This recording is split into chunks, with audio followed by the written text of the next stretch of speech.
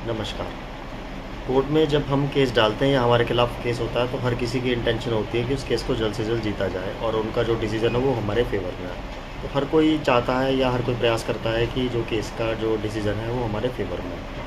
तो देखिए, अपने केस का जो डिसीज़न है अपने फ़ेवर में लेने के लिए, चाहे वो आपका सिविल केस हो, क्रिमिनल या किसी भी तरह का नेचर का आपका मर्डर केस है, तो उसका निर्णय के लिए आपको और आपके वकील साहब दोनों को ही मेहनत करनी पड़ेगी। ठीक है ना?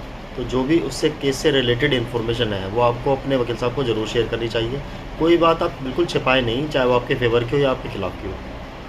अगर वो खिलाफ भी है तो एटलीस्ट हम उसका डिफेंस तैयार कर सकते हैं, और जाके वो आगे जाके प्रॉब्लम क्रिएट नहीं करेगा। तो इस चीज़ का आपको ध्यान रखना चाहिए कि जो भी केस से रिलेटेड डॉक्यूमेंट्स या जो भी कुछ आपके पास चीज़ें हैं, वो जल्द से जल्द आप अपने वकील साहब को दें। और आप लोगों के बीच में डिस्कशन बहुत ज़्यादा ज़रूरी है।